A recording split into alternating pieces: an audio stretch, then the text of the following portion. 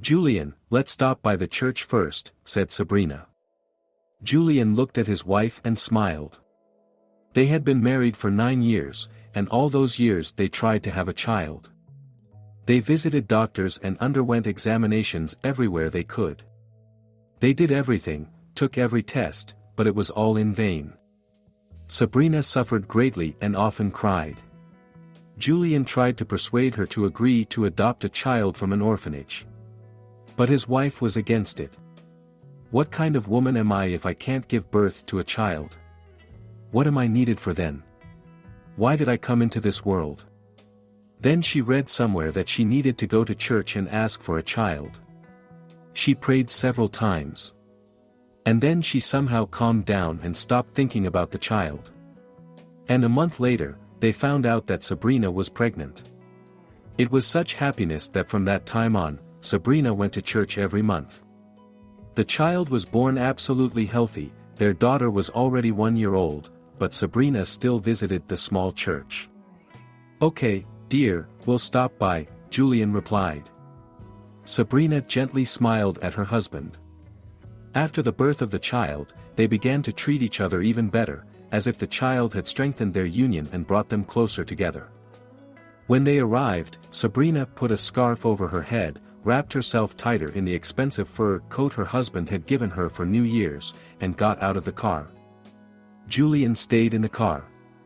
He didn't go into the church with Sabrina every time. No, he believed in God, but he thought that one should go to church when the soul needed it. Today he didn't feel that need. Sabrina disappeared behind the large church doors, and Julian lazily watched what was happening outside the window. A woman in a black dress and headscarf came out of the church. Her jacket was also black. She crossed herself and wiped her eyes. She probably lost someone. Then a man came out. Behind him was a woman with a child. They were smiling. Maybe they also came to thank for a long-awaited child. Julian decided to get some fresh air. He turned on the alarm and walked around the church. Then he saw a bench, next to which a man in dirty clothes was sitting right on the ground. He was wearing a long coat. Dirty summer sneakers, once white, peeked out from underneath. His hands were dirty. His face was covered in a beard. He wore a black knitted hat. Judging by the man's appearance, he was homeless. Next to him was a small cart with some rags and, apparently, a blanket. The man held a plastic cup in his hand, in which people threw alms.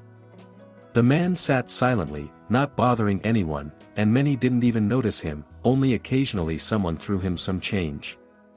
Julian watched the homeless man closely. Usually, he also didn't pay attention to such downtrodden and destitute people. He always thought that such people didn't deserve his attention. If they lived on the street, it was their choice. Any situation could be overcome. But after the birth of his child, Julian began to treat such people a little differently, and sometimes he even gave them alms. Julian watched the homeless man closely. A passing woman put paper money into his cup. The homeless man smiled at the woman. The smile was pitiful. The woman didn't pay attention to him. She walked on. The homeless man carefully took the bill out of the cup, folded it neatly, and put it in his pocket. Julian noticed the man's fingers. Long, straight. They looked like a musician's or pianist's fingers. This man must have been somebody important in the past. What could have happened for him to end up on the street? Julian opened the car, took a $1,000 bill from his wallet, approached the homeless man, and put it in his cup.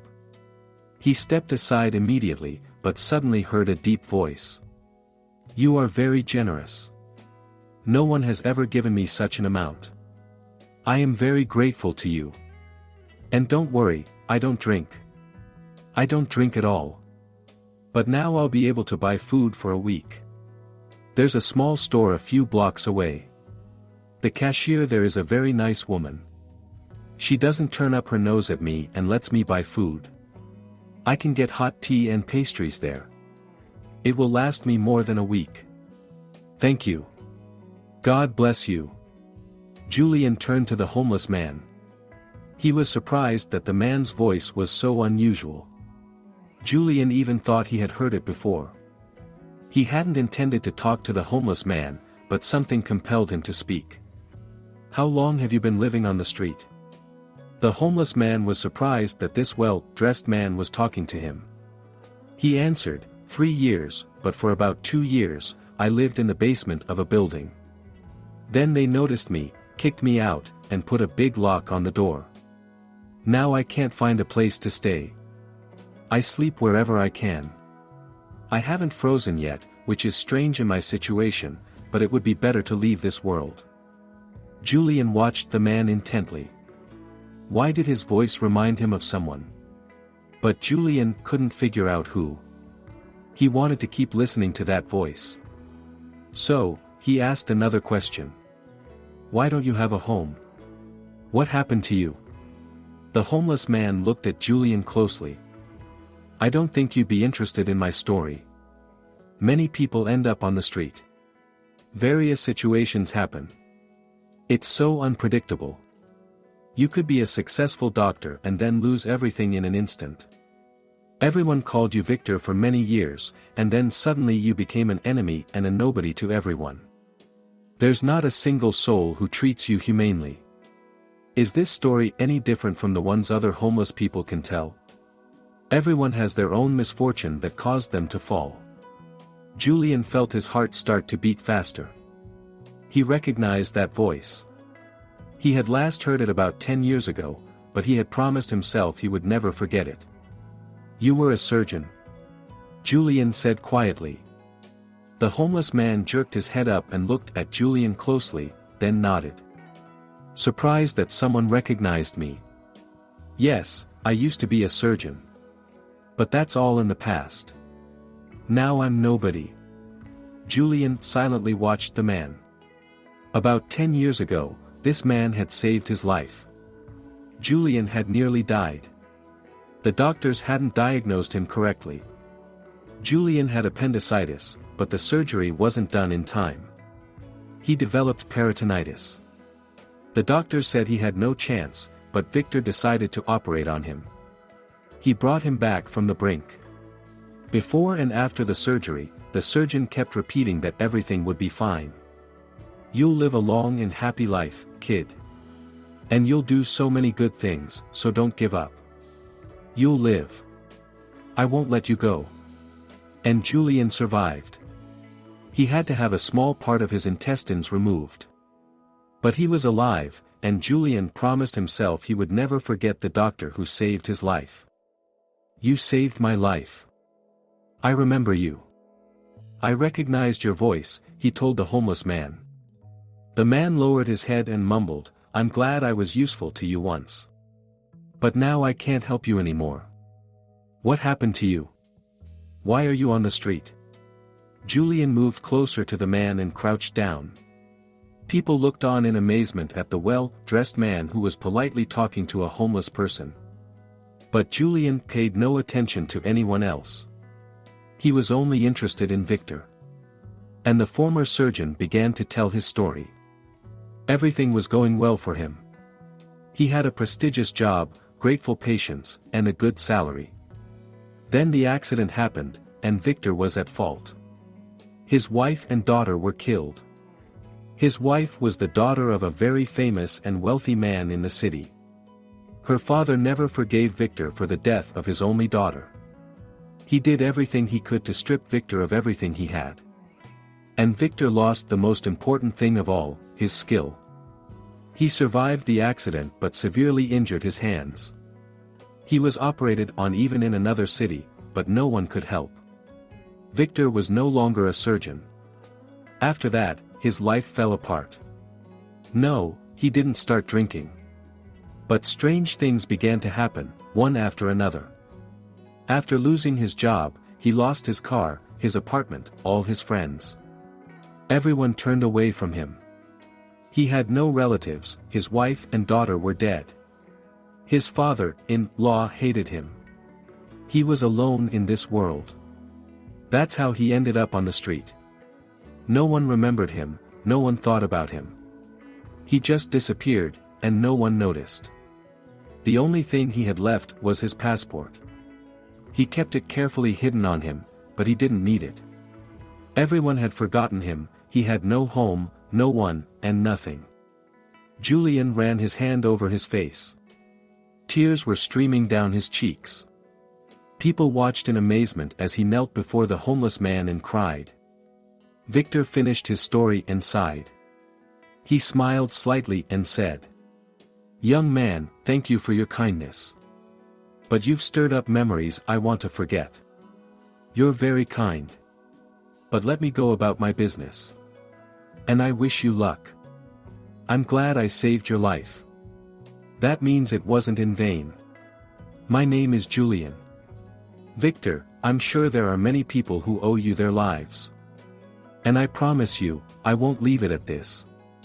I can't leave you here. I'll figure something out, I promise. But you must promise me you'll be here tomorrow. I just need to think about what to do. I'll come back tomorrow. Do you promise me?" The homeless man looked at Julian in surprise. "Julian, this is all pointless. I deserve this fate. My wife and daughter died because of me. There's no place for me among ordinary people. I don't deserve it. You're wrong. You're not to blame. It was just an accident. Promise me you'll be here." The man simply nodded, frowning. Julian held out his hand to Victor. He hesitantly shook it. Julian stood up and walked to his car. Sabrina was already standing by the car. She looked at her husband in surprise. "Julian, what happened? Why were you talking to that man? Did he say something bad to you?" Julian quickly reassured his wife. "No, Sabrina, no. It's just that this man. Sabrina, he's the doctor who saved me. Remember, I told you about him?" Sabrina gasped and covered her mouth with her hand. "Really? That's awful. Why is he on the street? What happened to him? Does he need help? God, that's so terrible. Get in the car, I'll tell you everything on the way home. And I want to discuss something with you.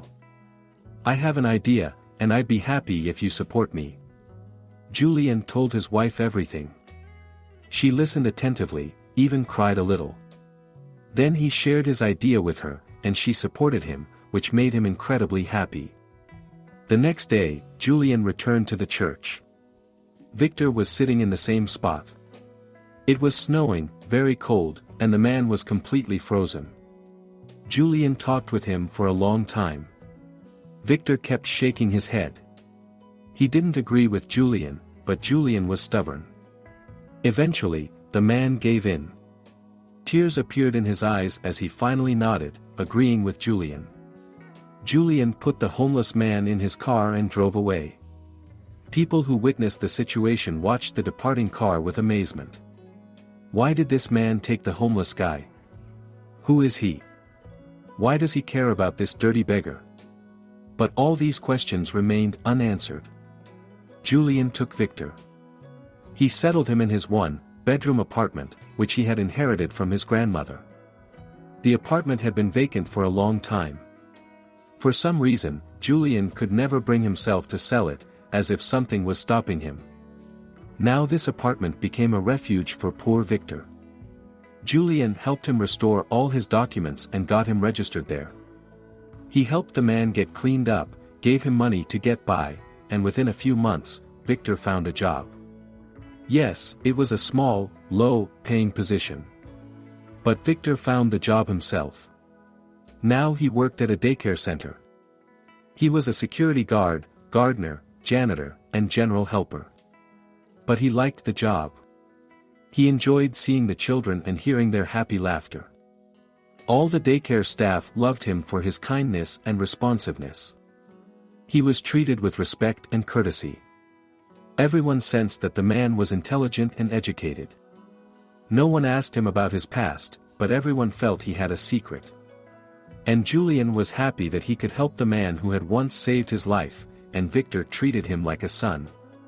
Victor was also grateful that fate had given him such an extraordinary chance to become human again, to be needed and important to someone.